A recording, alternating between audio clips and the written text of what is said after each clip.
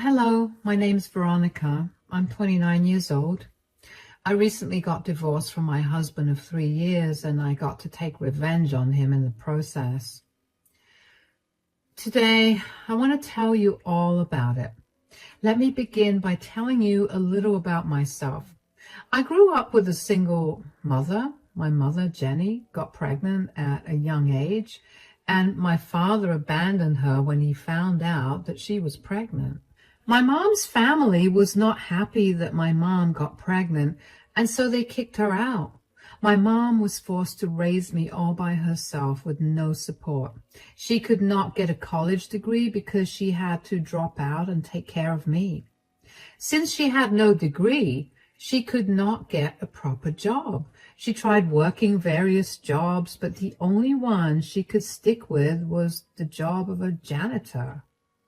The company my mom worked with was kind enough to give her some downtime to take care of me as well, so my mom continued to work with them for many years. She never got promoted or anything, but she did get some pay raises. She worked that job for years because they paid her really well, and she could afford a lot of things for me. Of course, there were many days when we struggled a lot, but I always remember my mom finding a way to make the struggle seem less painful with her quirks.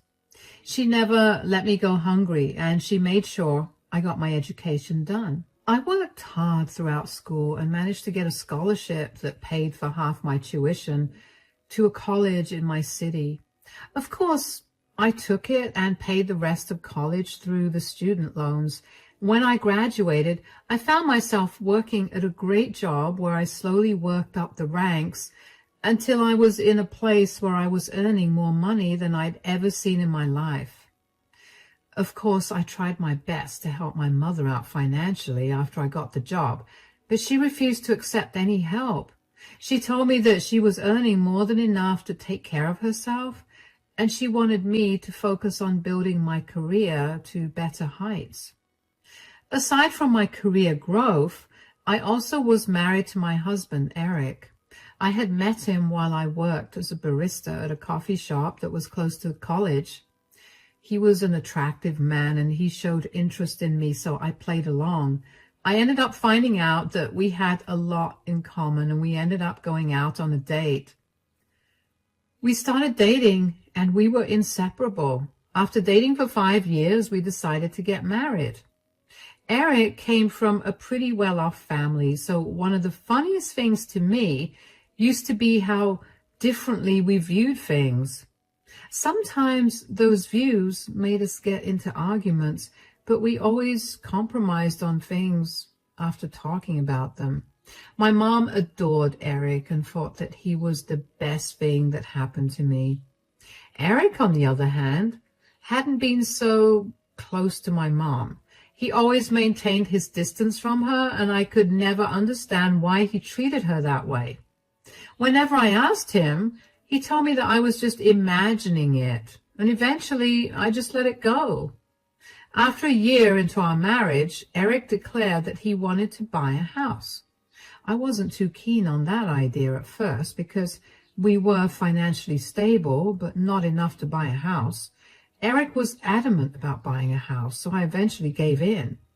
He had just enough money for the deposit of the house that we ended up liking, and he told me that he wanted the house in his name, so he'd pay for it.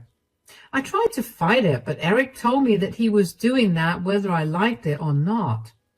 I argued that if he used all his money on the deposit, he wouldn't have any money to buy any of the furniture needed for the house. Nor would he have any money to buy the car he'd need to travel from our new place to his workplace. We lived only 5 minutes away from his workplace, so he never needed a car. But the new place was a 20-minute drive from his workplace, and I worked on the other side of the city, so there was no way that I'd be able to drop and pick him up every day. We eventually decided to go ahead with Eric buying the house in his name while I would buy everything else he needed.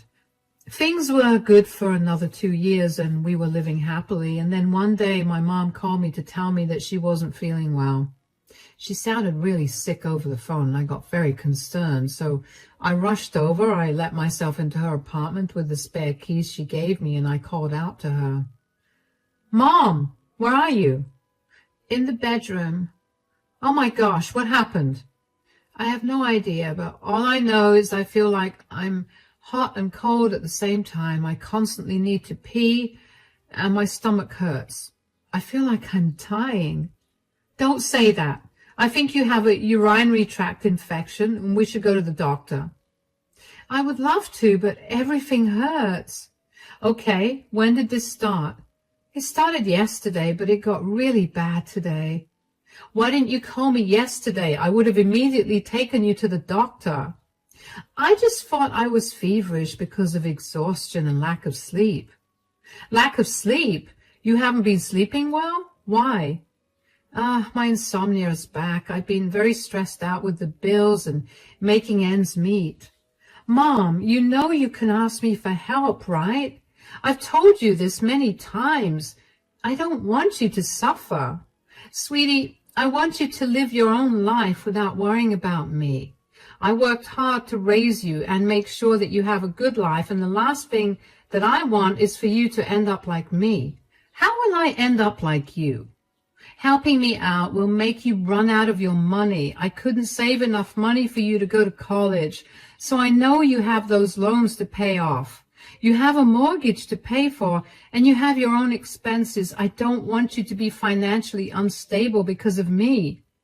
Mom, you gave me everything I've ever needed and wanted, even if that meant nothing for yourself. Helping you at worst would only mean less fun money for me, which is something I'd happily give up if that means my mother's health is good. Still, I don't want to be a burden on you. You could never be a burden. Look, let me take care of you right now. I'll run and get you some over-the-counter UTI medication to calm the symptoms down a little. When you feel a little better, we'll go to the doctor and get you some proper medication and treatment. Then you'll come to stay with me, where I'll make sure you recover properly. No, I'll stay here. I'm already troubling you like this. There's no need. Mom, respectfully, I didn't ask you if you wanted to stay with me. You're doing it. I'll be back in 15. Just hang tight. Before I could leave, Mom asked me to help her go to the bathroom because she was in too much pain to move. After I'd helped her and got her back in bed, I rushed out of the house and went to the nearest pharmacy to get my mother some medicines. I was no stranger to UTIs because I usually got so focused on my studies or my work that I often forgot to take proper care of myself, so I knew what my mom was going through. However, my UTIs were never so bad. They were usually cleared with some over-the-counter medication and lots of water. I knew that my mom's UTI was not the normal kind, not only from the symptoms she described, but also from the way she looked. She looked frail and very sick. She couldn't get out of bed to even use the washroom without my support, which she needed to do often considering her issue. When I got back, I gave her the medication and stayed by her side for 2.5 hours before she was finally feeling better enough to go to the hospital. I tried to get her to call an ambulance, but she refused because she didn't want to pay the bill for the ambulance. I tried to tell her that I would cover it for her, but she refused. I figured it would be best for me to listen to her because, believe me when I say it was a miracle that I even managed to get her to agree to go to the hospital. At the hospital, the doctor ran several tests on her that confirmed that she had a severe UTI. She was severely dehydrated, so they hooked her up on an IV and prescribed some pretty strong medicines to help her get better.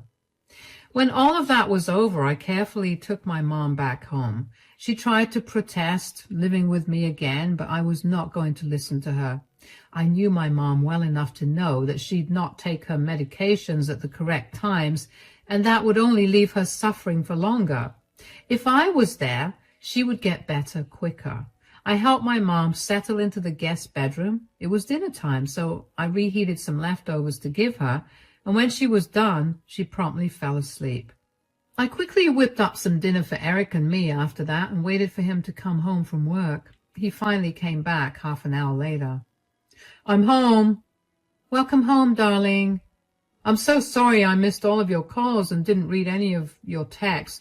I was really busy with work today. I'm exhausted. Well, I have dinner ready for you. You can take a shower and then eat. Thank you. You're the best. Wait, why did you call me so many times? Oh, yeah, my mom called me today. Oh, and? She told me she wasn't feeling too well, so I went over and she looked like she was suffering. I took her to the doctor and he said that my mom had a severe UTI. He prescribed her some medication and she should be fine. Okay, that's good. Yeah, and I found out that Mom hasn't been sleeping well because of stress, and I bet that her stress led her to not take proper care of herself, which led to the urinary tract infection. I felt so bad for her, though. Yeah, well, what do you expect? She works as a janitor, so she's going to be struggling. What's that supposed to mean? I'm not trying to be offensive or anything, but come on, darling, be a little practical. Your mom barely earns minimum wage, and she has a lot of loans to pay off. It's understandable that she's under a lot of stress. Yeah, I know that, but I felt really bad for her, so I invited her to stay with us until she got better. What? She got into this mess because she forgot to take care of herself, so I'm going to make sure she gets better. At least this way she has someone to monitor her, and I get to be at peace knowing she's fine. How could you just invite your mother to stay with us without asking me about it? Why do I have to ask you about it? 4 months ago, you brought your mother to stay with us for 2 entire months because she was bored with her house, and you didn't even ask me about it. I had no problem with it. My mom is genuinely sick, and I didn't think that it would be a big deal to let her stay here. It's more than a big deal. This is unacceptable. Your mom can stay here for tonight, but she has to leave tomorrow. That's not happening. Why do you have a problem with her recovering here? My problem is that your mom is a janitor. I can't allow a low-class janitor to live here. Excuse me? So what if my mom's a janitor? That doesn't change the fact that she's suffering right now, or that she's my mother. I don't care. My house, my rules. You want to take care of your mother in your house? Buy yourself a house and do it there. Get her out of here by tomorrow. I'm probably going to need to get the room deep cleaned tomorrow. That's something you have to pay for, by the way. If my mom leaves tomorrow, I'm leaving too. Don't be dramatic, Veronica. I get that you're emotional because she's your mother, but you have to know that people like her are known to steal and damage reputations. When has my mother ever given you a reason to think that way about her? She hasn't, but that doesn't mean she won't. I mean it. You need to get her out by tomorrow, or I will be calling the cops. And they will definitely remove your mother from the house when they see that I am the only owner of this house. Nothing you say will change what I want. You're doing all of this because the house is in your name? Yes. Okay, you're going to regret this. I left him standing there and I stormed up to our room. I was so angry I didn't even think to eat. Suddenly it hit me why Eric had always been treating my mother so differently. He saw her as a filthy peasant instead of my mother. He knew very well that she had struggled to raise me and how grateful I was to her for giving up on her career for me. He knew how she had been the one to push me to study hard, which helped me get to where I was. I couldn't wrap my head around how he could see my mom as anything less than a powerful woman. What was more angering was his attitude towards letting her stay with us. There had been more than one occasion where he'd randomly invite his parents to stay with us, and I had never had an issue with that.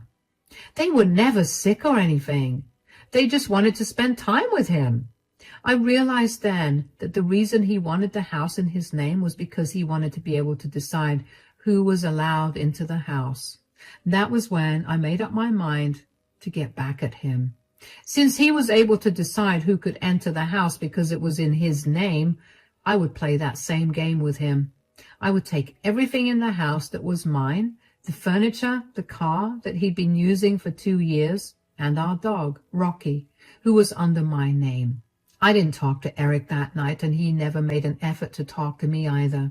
The next morning, he only spoke to me to tell me that he was going out with his buddies to go golfing and that his friend was coming to pick me up. He reminded me again that I had to get my mother out of the house by the time he was back.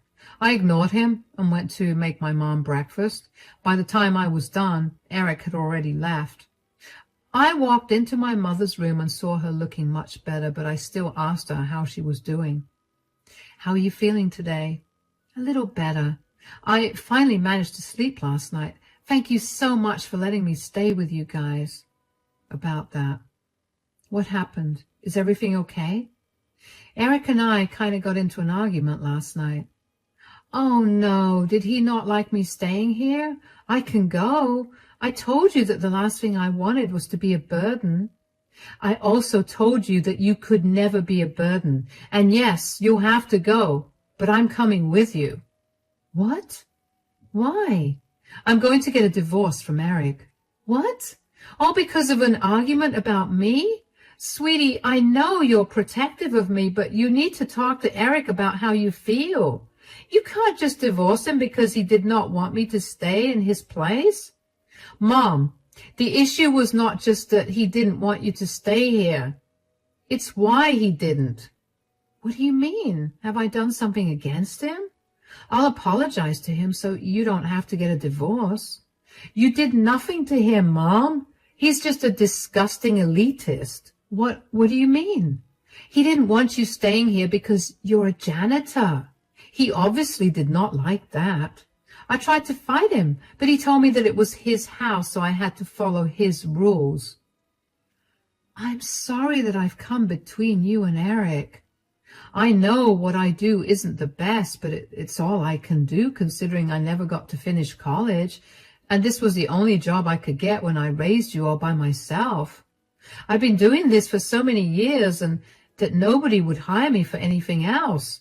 I tried my best to shield you from any insults because of what I did for a living when you were growing up, and I had hoped that it wouldn't affect you as an adult. But here we are."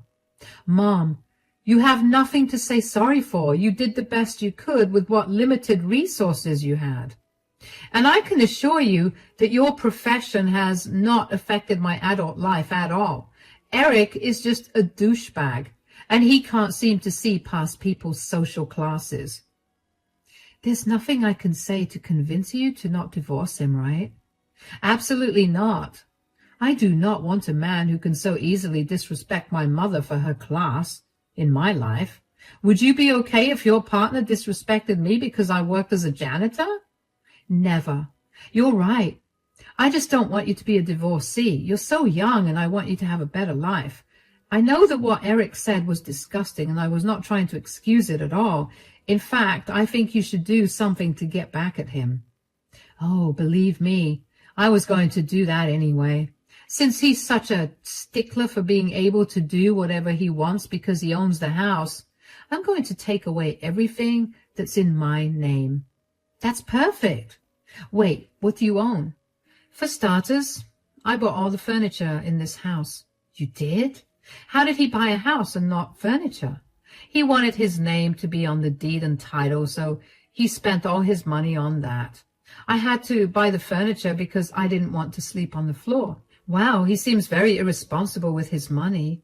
"That's not even the worst of it. The car he drives, I bought it. It's under my name.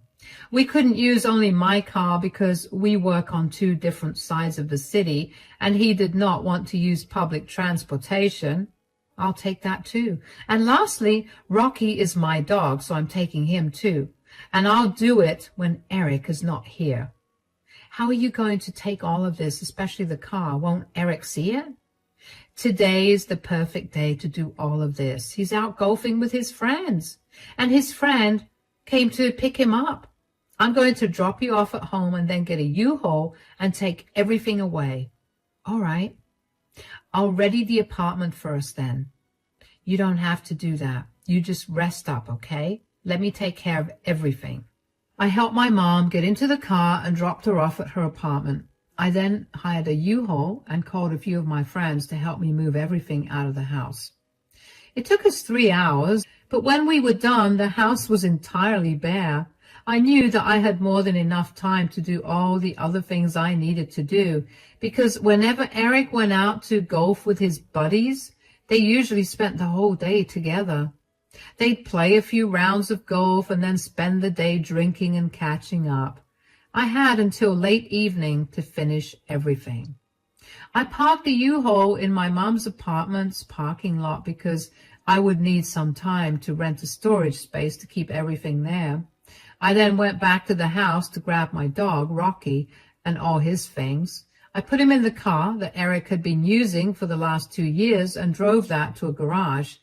I had them change the lock so that Eric has no way of using the car. After I was done with all of that, I hung out with my friends for a bit. They had a lot of questions and I answered them as best I could. They were appalled by Eric's behavior and told me that they would help me in any way they could. One of my friends knew a very good divorce lawyer in our city, so she gave me his contact number. I thanked her profusely, and finally I went back home. I cooked dinner for my mom and me and then took a nice long shower.